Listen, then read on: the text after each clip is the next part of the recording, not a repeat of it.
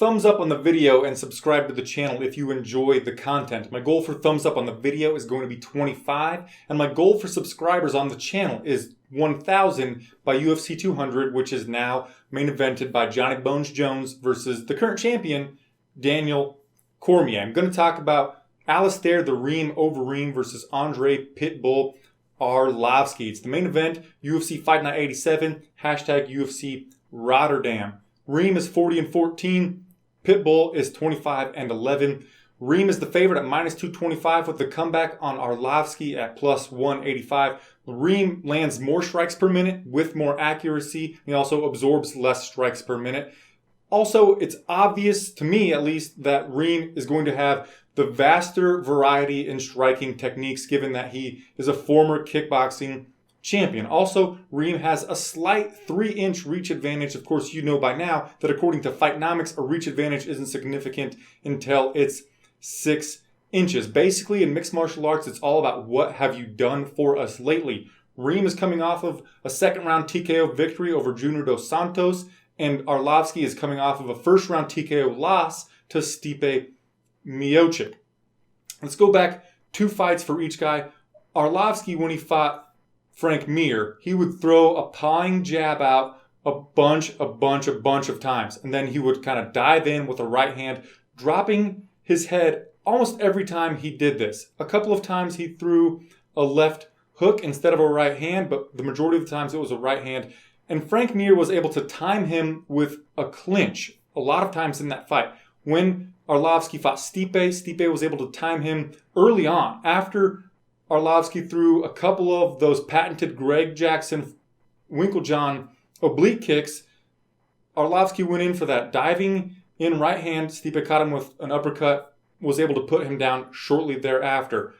Overeem also throws that oblique kick that's patented from that camp because they're both training out of that camp. But Greg Jackson is going to be in the corner of Pitbull for this one. But when he fought Roy Nelson, he threw a bunch of flying knees and just knees in general at Roy's belly. And that is going to play into my prediction here in a moment. When Reem fought Junior Dos Santos, he came out in his orthodox stance as he is listed and as he used against Roy Nelson, but he quickly switched it to a southpaw. I think it was at 20 seconds into that fight. And that was a big factor because with a minute 10 to go in the first round, Overeem uncorked an overhand left that kind of stunned Junior Dos Santos. And then with a minute 15 to go in round number 2, Overeem threw a left shovel hook, right hook combination that rocked JDS. Shortly thereafter, Reem also showed a little bit of durability. He's often been criticized for his lack of chin, but in both his fights with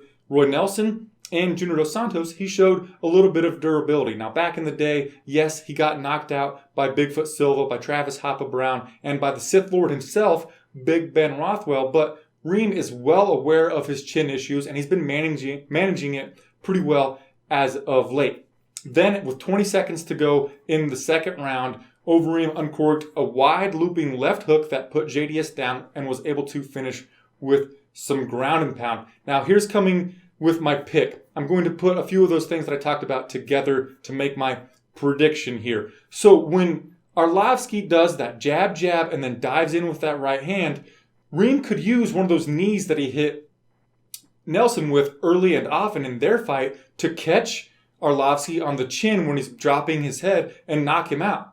I think that is a really good possibility. I mentioned that Frank Mir was able to time Arlovski with a clinch. Well, Reem is not going to be looking for the clinch. He's going to be looking to drop Arlovski with some strikes. I think that he's going to be able to get that done, whether it is with that knee that I mentioned or possibly an uppercut, similar to how Stipe was able to get that fight close to ending when he fought Arlovski. I do think that Reem is able to get a finish in this fight. I'm going to be picking it in round number 2 on my UFC Pick'em because I don't think he gets it done in round 1 because Reem said that he likes to kind of gauge his opponents early on in the first round because of his chin issues, try to get their timing, and also because, well, let's be honest, it's the heavyweight division and all of these guys are heavy hitters. I think that Arlovski is going to be at a detriment in the fight IQ in this battle of heavyweights. Here's the thing, guys. I'm not going to be betting at minus 225. That is too steep for me. I would consider playing it at minus 150. That would sure be a sweet line for me. But at the price that it's currently at, I'm just not going to do it. And here's another thing, guys. I don't think that the fight goes the distance, especially that it is a 5-round main event fight. But I'm also not going to bet that because fight doesn't go the distance is minus 790, perhaps minus 800. That is way too steep. So more than likely, I'm going to be passing on a bet on this main event fight, but I'm going to be putting Reem on my DraftKings team and on my UFC Pick'em with a KO, TKO in round number 2. Let me know what you think of this prediction in the comment section down below, who you're picking in the comment section down below. Once again, give the video a thumbs up. My goal is 25. That's pretty steep, but with your help, I think I can get there. And also, my goal for subscribers to the channel is 2,000 by UFC 200. Thanks again for watching, guys, and I'll see you on my next video. Namaste.